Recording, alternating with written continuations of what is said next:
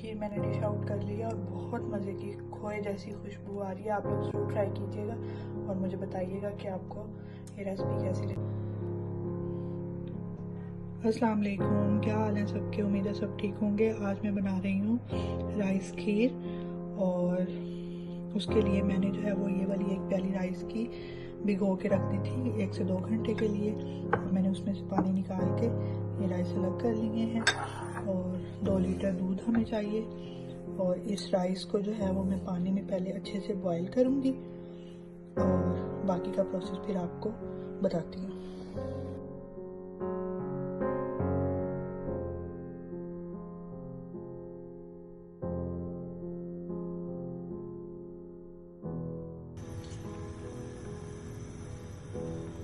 ہاں جی، تو یہاں پہ دیکھیں چاول ہمارے جو ہیں وہ اچھے سے بوائل ہو رہے ہیں اور یہ جو پانی ہے میں اس کو اسی میں خشک کر لوں گی.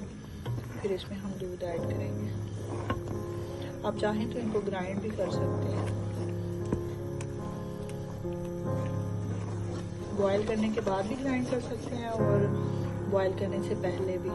لیکن میں نے جو ہے وہ کافی دیر سے بھگوئے ہوئے تھے اس لیے یہ چھوٹے چھوٹے ہو گئے ہیں. اور باقی میں اس کو اچھے سے دودھ میں پکاؤں گی. چاول ہمارے اچھے سے بوائل ہو گئے اور میں دودھ کو چاول میں ڈال کے پھر اس کو پکاؤں گی.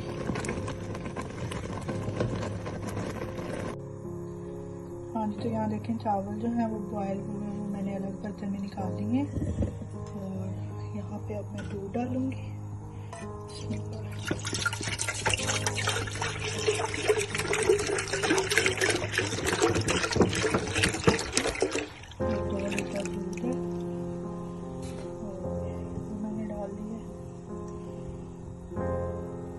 آپ لوگ چاہیں تو دودھ کو بوائل کر کے بھی چاول ایڈ کر سکتے ہیں اور پہلے بھی ایڈ کر سکتے ہیں.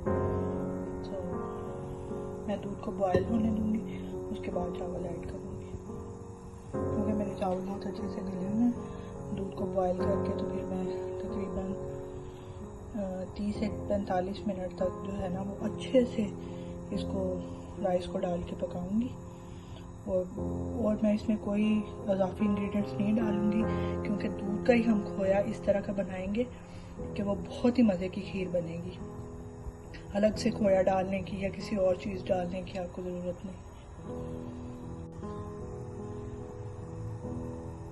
ہاں تو دودھ ہمارا اچھے سے بوائل ہو گیا.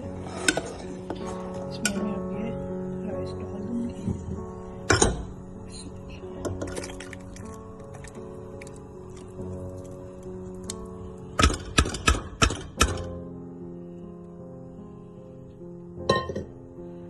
رائس ڈال کے اچھے سے ہلائیں گے اور اس کو تقریباً 30 سے 45 منٹ تک میں اس کو جو ہے نا وہ اچھے سے پکنے دوں گی. اور ساتھ ساتھ میں اس میں وقفے سے جو ہے نا وہ چمچ ہلاتی رہوں گی.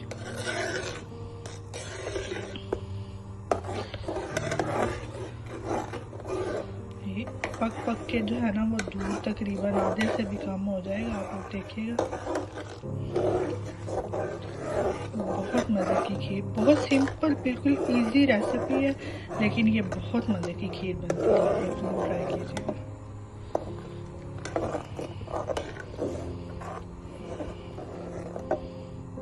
اس کو میں پکاتی ہوں اور پھر باقی آپ کے ساتھ شیئر کرتی ہوں. دودھ ہمارا بوائل ہونا شروع ہو گیا، بہت اچھے سے پک رہا ہے. اور یہ دیکھیں آپ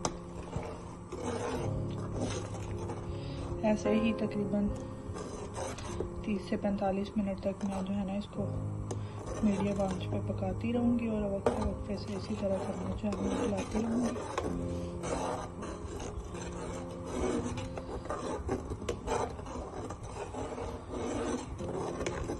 اور ساتھ ساتھ آپ سے شیئر کرتی رہوں گی. میرے چینل کو ضرور سبسکرائب کیجیے گا اور لائک بھی کیجیے گا.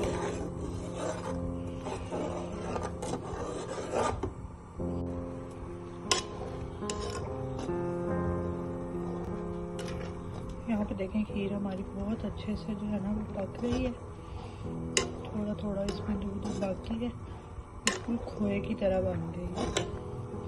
अब इस पॉइंट पे आके नजर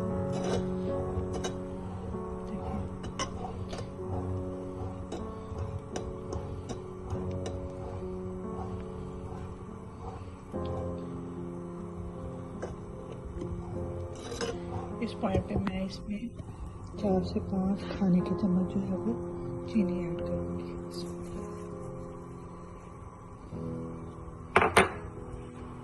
चीनी मैंने डाल दी। अब इसको हम अच्छे से तकरीबन 10-1 मिनट के लिए पकाएंगे और खीर हमारी बहुत अच्छे से रेडी हो जाएगी। आप लोग चाहें तो सब्ज़ इलायची का पाउडर या फिर सब्ज़ इलायची वैसे ही डाल सकते हैं, तो हम लोग वो नहीं पसंद करते, इस वजह से मैंने नहीं डाल दी।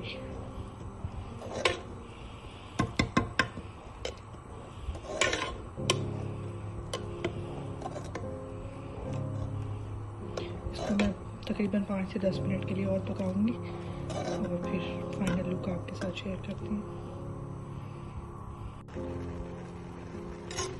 चीनी डालने के बाद मैंने तकरीबन 10 मिनट के लिए इसे पकाया था और खीर हमारी अच्छे से गाढ़ी भी हो चुकी है और खोए जैसी खुशबू आ रही है। मैं इसको डिश आउट करती हूँ और आपसे शेयर करती हूँ। बहुत मज़े की पक रही है, आप लोग ट्राई कीजिएगा ज़रूर।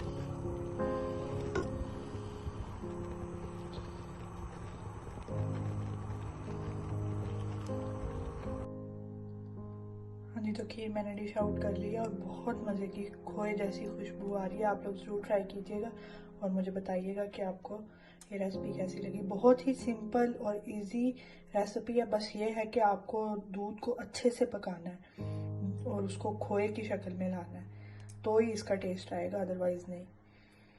और मेरे चैनल को सब्सक्राइब कीजिएगा और वीडियो को लाइक कीजिएगा। Thank you so much. अल्लाह हाफिज़।